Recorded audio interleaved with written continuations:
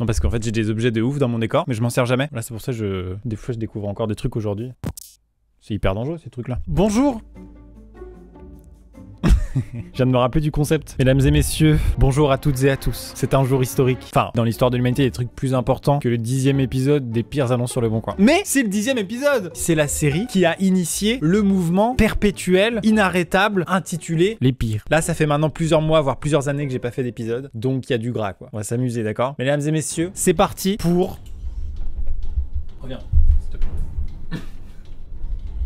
Les pires annonces sur le Bon Coin, épisode numéro 10. Juste avant de commencer, je dois vous dire que cette vidéo est sponsorisée par notre partenaire du jour, à savoir Rise of Kingdoms. Rise of Kingdoms, c'est un jeu de stratégie en temps réel disponible sur iOS et Android et qui coûte 123 € en téléchargement. Non, 0, c'est gratos. Dans le jeu, vous pouvez prendre le contrôle de 12 civilisations différentes et il y a une nouvelle civilisation qui vient de faire son apparition. Une civilisation relativement stylée qui s'intitule Les Vikings. Ragnar Lodbrok. J'adore cet univers comme vous tous. Je le sais, ne mentez pas. Les Vikings, comme vous le savez sûrement, ils ont fait des raids en France il y a un petit peu plus de 1000 ans. Ça commence à dater, d'accord? Donc là, dans Rise of Kingdom, vous pouvez rejouer la bataille. Vous pouvez vous mettre à la place des Vikings et déglinguer les Français. Ou défendre la patrie, la nation. Voilà, par exemple. Hein. C'est comme vous voulez. Si vous choisissiez de défendre la mère patrie, vous avez deux commandants, par exemple Charlemagne ou Jeanne d'Arc, et rejouer du coup des événements historiques incroyables dans le jeu. C'est génial. Si tu télécharges Rise of Kingdoms maintenant dans la description avec mon lien, t'as un pack de démarrage, plus tu es inscrit automatiquement à une loterie pour gagner plein de cadeaux. Profites-en. Et je le dis à chaque fois, mais c'est important, mais ceux qui le feront, considérez que c'est comme si vous faisiez un don gratuit à cette chaîne. C'est du divertissement gratuit, voilà, c'est pas payant de regarder mes vidéos. Et voilà, comme ça tout le monde est content. Merci à ceux qui le feront, c'est parti pour la vidéo.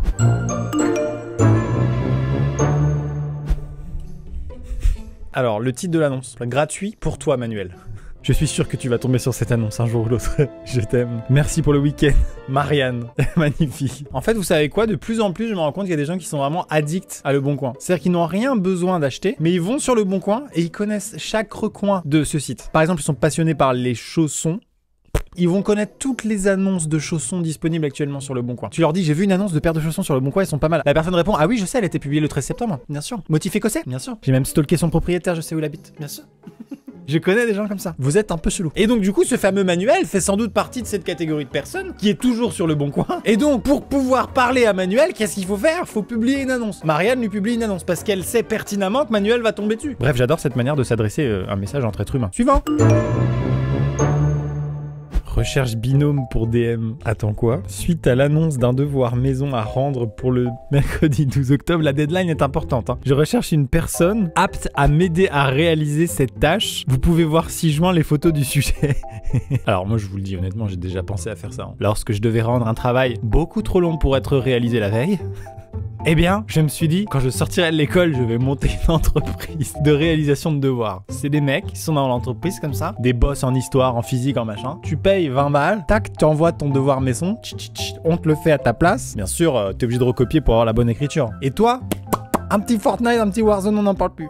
D'accord? Et plusieurs fois, dans ma carrière, je me suis dit, putain, c'est un bon business. Et je crois que j'avais cherché sur internet et que ça existait. Je me suis dit, ça a l'air particulièrement mafieux comme idée quand même. Relativement illégal et peu probant pour tout ce qui est vie professionnelle. Tu vois ce que je veux dire? Bon, ça a l'air d'être un devoir de SVT, ça. Oh, DM de SVT, frère, ça va quoi. Enfin, DM de maths, frère. Là, par contre, calcul d'intégrale, là, ça casse les reins, d'accord? Des SVT, tu aurais pu faire un effort. Allez, suivant.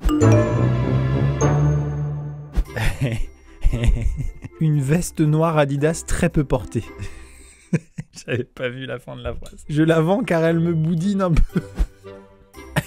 Elle me boudine. C'est clairement une des images les plus beaufs que j'ai vues depuis très longtemps, tu vois. Elle est particulièrement terroir, dirons-nous. Je sais pas si c'est le bon mot, mais... Et à l'inverse, le mot boudine. C'est très mignon, le mot boudine. Ça me boudine. Et cette photo avec le mot boudine, le décalage des deux, bien sûr, provoque le rire chez ma personne. On repasse les extraits.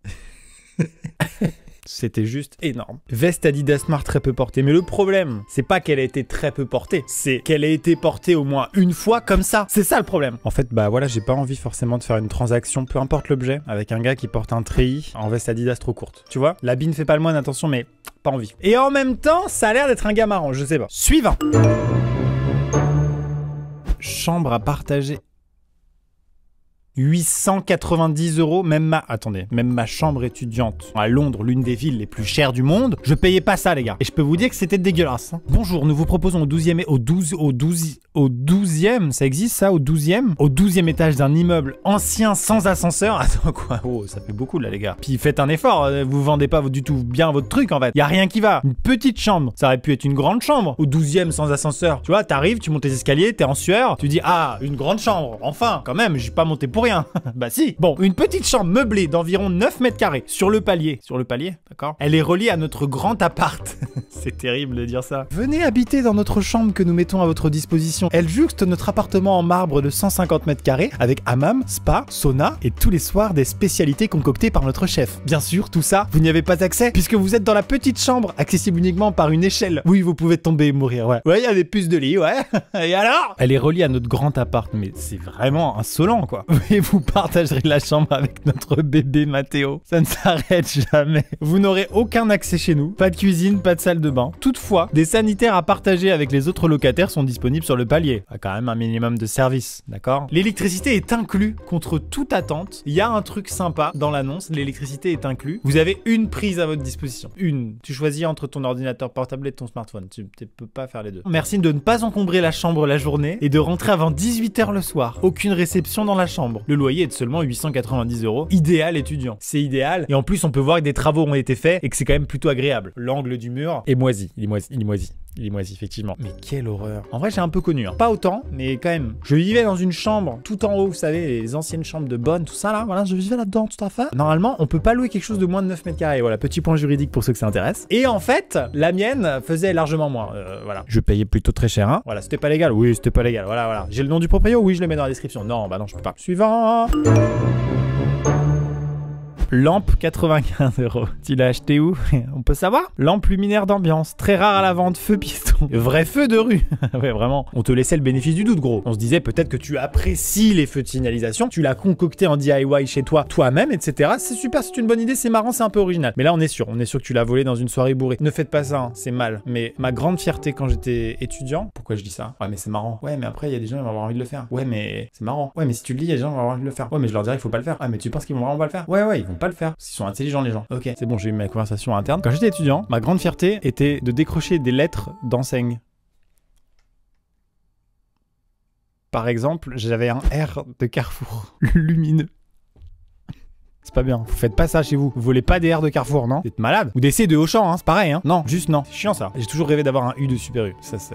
grand rêve, malheureusement jamais réalisé. Le C de Carrefour est trop gros, faut louer un camion, c'est chiant. Non voilà, ça fait partie de mes grosses conneries d'adolescent, voilà, vraiment. D'ailleurs, je m'excuse auprès de Carrefour, je suis navré. Je vous la rendrai pas. Eh oh, alors bon, ça va, hein. Peut-être aussi pris le M de Market, de Carrefour Market. Non, j'ai pas fait ça. On va pas rentrer dans les détails de ma collection, je vous la ferai voir. Non, mais je rigole, les gens vont vraiment croire que j'ai volé toutes les lettres de toutes les enseignes. Non, c'est bon, vous inquiétez pas, j'ai pas le L de Célio. Oh, la vérité, c'est que je l'ai fait qu'une fois, et je culpabilisais vraiment, je suis pas un criminel, quoi. J'avais vraiment peur qu'on toque à ma porte. Gendarmerie nationale, on sait que c'est vous le R de Carrefour. Mais faites pas ça, ne dégradez pas les espaces publics, je vous en supplie, d'accord? En tout cas, le mec est complètement décomplexé et on apprécie. C'est vraiment totalement illégal, mais tiens, si je le mettrais pas sur le bon coin. Tu commences comme ça, il y a plus de limite. Au bout d'un moment, tu mets arrêt de bus. Arrêt Les Prunelles, qui était disponible aux 3 rue des Lilas. Il était là, maintenant c'est moi qui l'ai. Voilà, c'est à la vente, hein. Non mais ferme-la, mec. T'as volé un arrêt de bus, calme-toi. Pourquoi pas un bus aussi d'ailleurs? J'ai volé la ligne 3, ça doit valoir de l'argent. Allez, suivant. Petite parenthèse, vous le savez peut-être, je suis le parrain de l'association Enfants du désert. Si vous voulez faire un don à l'association, vous pouvez envoyer poule au 92 050 et ça fait un don de 2 € à l'association. Merci à vous. Et si vous souhaitez m'envoyer de l'argent directement à moi pour m'enrichir, ne le faites pas. Vous pouvez juste vous abonner. C'est un don comme si vous faisiez un don gratos. Ça me fait, tu vois ce que je veux dire? Ça me suffit largement. Spammez-moi ce bouton là, regardez, il ressemble à ça. Merci à ceux qui le feront. Survêtement olympique de Marseille. Je vends mon survêtement de l'OM car c'est une équipe de merde. Je les supporte plus. La défaite contre Andrézieux, c'est de trop. Qui se souvient de la défaite contre Andrézieux? C'était en Coupe de France, j'imagine. Bon, à tous les supporters de l'Olympique de Marseille aussi qui nous regardent, je vous propose de regarder un extrait de la défaite de l'Olympique de Marseille contre Andrézieux. Certainement que tous les Marseillais ne s'en souviennent plus du tout. Vous êtes passé à autre chose, tu vois ce que je veux dire? C'est un grand club, voilà, il y a d'autres enjeux, il y a d'autres choses. Mais par contre, à Andrézieux, ils sont encore là-dessus, hein.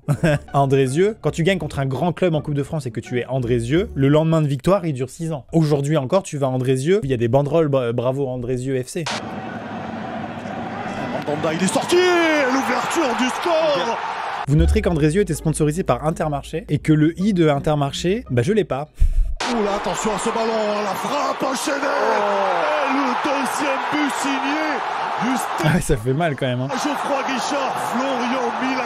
J'adore parce que les blasts des joueurs sont pas connus du tout quoi. Normal, c'est Andrésio quoi. Et le commentateur il est en mode et le but de Florian Millet Et qui vient de faire chuter l'Olympique de Marseille en 32e de finale. Et énorme exploit. Et quel exploit. C'est incroyable. Désolé pour les Marseillais, je reviens sur une douleur énorme. Et puis bah pas désolé pour les Andrésieusiens qui je reviens sur une joie énorme. Andrésio Boutéon, où est-ce que vous êtes vous? Ah ouais. Ah ouais. Ah ouais. Ah ouais, vous devez bien vous faire chier vous. Suivant. Véritable biscotte croquée par Johnny Hallyday. Est-ce qu'il y a la photo où Johnny croque la biscotte? Elle est en super état. Hein. Elle est en super état, je comprends que tu l'aies mis à 1000 balles. Si vous êtes un véritable collectionneur de biens ayant appartenu à notre dieu Johnny, alors cette biscotte est faite pour vous. En possédant cette biscotte, vous allez pouvoir frimer lors de fêtes, de baptême, de communion. Ah non, en admettant que c'est une vraie biscotte croquée par Johnny. Tu vas pas la mettre autour du cou pour la ramener en soirée. Tu la gardes chez toi dans une étagère sous verre, d'accord? Tu gardes la biscotte. Non mais j'en fais un pendentif, c'est sûr. Cette biscotte est l'un des rares biens sur le marché ayant appartenu à Johnny. Donc n'hésitez pas à acquérir cette biscotte, sinon vous allez le regretter toute votre vie. Il y a aucune preuve malheureusement. C'est dommage. J'aurais bien aimé la vieille photo d'un paparazzi, tu vois, de Johnny avec sa biscotte genre. Malheureusement c'est non. Malheureusement c'est non. J'aurais tendance à penser que c'est une arnaque. Suivant. Snowboard moche. J'adore les gens, ils essaient pas d'en faire trop, tu vois. Franchement, on l'a tous fait, mais quand tu veux vendre un truc sur le bon coin, un vieil objet, franchement, il est dégueulasse. T'essaies quand même de l'embellir un peu, quoi, tu vois. De dire, voilà, c'est un modèle des années 2000, ça vous rappellera la nostalgie, forcément, tu vois. T'essayes de le rendre cool. Il y a des gens, ils ont pas le temps, tu vois. C'est l'honnêteté incarnée, quoi. C'est un snowboard moche. Il est moche. C'est vrai qu'il est moche. D'un point de vue design, c'est raté. Je vends une Quechua 158 moche. Mais alors, moche. Je l'avais déjà mise en vente, mais elle part pas tellement elle est moche. Franchement, même pour faire un banc moche, il y a personne. Incroyable. Puis l'annonce va se finir par si vous l'achetez pas, je vous la donne, je vous paye, d'accord? Pourtant, elle a un bon fond, hein. Elle se ride plutôt bien, à ma grande surprise. Souvent, les moches sont plus agréables à monter, on en attend moins et donc on est forcément surpris. Oh putain, c'est beau. Et puis avec 1 ou 2 grammes, elle est pas si moche. En fin de soirée, il y en a bien qui va me l'embarquer. Quelle horreur! Merci pour ce moment, suivant. Jean Lewis 501, taille 34 pour les vrais durs. Non mais il n'y a pas besoin de mettre un pavé comme ça pour vendre un jean. Je vends ce jean de marque Levi's. Il ne me va pas, sinon je l'aurais gardé pour moi. Mais je n'ai pas pu l'échanger en magasin parce que j'ai détaché les étiquettes. Ah je vous jure, la politique client de Levi's, c'est la Bérésina. C'est pour ça qu'il vaut mieux l'acheter chez moi, pour vous parler de la bête. C'est un original. Fit 501, le jean qui fera de vous un vrai cowboy. Coupe straight leg, contrairement à toutes ces coupes ultra slim qui ne feront pas de vous un vrai cowboy. Je mets mes lunettes de trentenaire parce que j'y vois rien, putain de merde. En ce qui concerne le délavage, on voit apparaître une très légère décoloration au niveau des cuisses, ce qui en fait le parfait pantalon cool. Au niveau de la taille, là je dis attention. C'est un tour de taille 34, en taille anglo-américaine. En taille française, cela vaut normalement un 44. Mais continuons de parler en anglo-américain parce que c'est plus classe. Ah pardon, vous regardez Doctor Who en VF, vraiment navré. Cela dit, la voix de Jill Morvan va plutôt bien à Benedict Cumberbatch dans Sherlock. On peut dire que la BBC s'est tirée des leçons de ses erreurs. Ça n'a aucun rapport, c'est hilarant. La valeur de ce jean est de 120 € pesos. Je vous le like pour 80 € sim flouze. Incroyable. Pour les termes d'achat, ni échange, ni retour accepté une fois la vente conclue. Je n'ai pas pu le rendre à Levi's moi, alors je ne vois pas pourquoi vous pourriez le... Enculé. Putain mais j'adore, c'était un bonheur. Donc n'enlevez pas aux étiquettes. Il a passé tellement de temps à faire ça. Combien de personnes l'ont lu? Très peu. Quel bonheur. Merci pour ce moment, être humain. Homme de taille M. C'est la seule chose que je sais sur lui. Suivant. Canapé de cèdre DS6 en cuir cognac 23 éléments. C'est une brioche, c'est pas un canapé. Elle était découpée. Il y a quelqu'un qui a mis un coup de couteau, là. Il a dit, oh, combien on est aujourd'hui? Combien? 23? Ok, je coupe, hein. Mais frère, c'est pas un canapé. J'ai envie de mettre du Nutella et de le bouffer, arrêtez. C'est le canapé le plus ignoble que j'ai jamais vu. Il est dégueulasse. Il est pas aussi stylé que le fameux canapé vagin. Canapé vagin neuf. Regardez, c'est des vagins. Et qui date de la toute première vidéo Le Bon Coin. C'était un bonheur. Mais ça ne va dans aucun intérieur. Aucun. Est-ce qu'il est modulable? C'est-à-dire que est-ce qu'on peut retirer, par exemple, 17 éléments pour en faire un canapé peut-être plus convivial? Non, parce que là, voilà, tu fais une soirée distanciation sociale, il est très bien. Hein. Ah bah là, tu peux enlever le masque. Hein. Il n'y aura aucun problème. Non, le virus peut difficilement parcourir 17 km tout seul. Hein. D'un bout à l'autre du canapé, on a mesuré 17 km. Les concepteurs de ça, pitié quoi. Suivant. Recherche de boîtes à chaussures. J'ai toujours un peu peur de ces annonces-là. J'ai peur de tomber sur un fétichiste des boîtes à chaussures. Bonjour. C'est dans un dernier espoir que je viens m'adresser ici. Oh.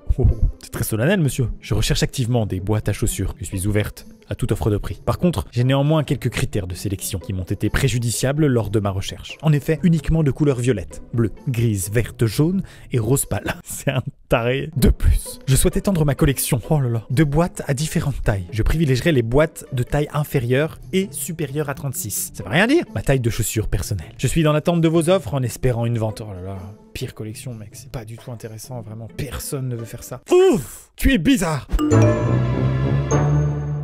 Jolie photo. Je vends de belles photos de mes pieds. Ah bah voilà, on y est dans les trucs bizarres. J'ai déjà dit sur cette chaîne, hein, mais les pieds, ça me dégoûte. On va pas se mentir. Elle a pas des pieds sales, tu vois. Et pourtant, ça me débecte. Alors que pour les fétichistes des pieds, ça c'est certainement un film porno, d'accord? Bon voilà, après chacun son truc, hein, d'accord? On partage la même planète. Si vous voulez vous pignoler sur des pieds, vous vous pignolez sur les pieds. La meuf, en gros, elle sait qu'elle a des pieds pas trop dégueux, donc du coup, elle les vend. Oh là là, quelle horreur, mon gars. Les pieds, c'est non, moi, c'est non. Je suis désolé, c'est non, j'annule, hein. CTRL Z, les pieds, non. Mesdames et messieurs, c'est la fin de cette vidéo. Merci beaucoup de l'avoir regardé entièrement. Y aura-t-il un épisode 11? Oui, sûrement. Vous pouvez manifester votre envie par un pouce bleu. C'était Amixem, Bouscavida.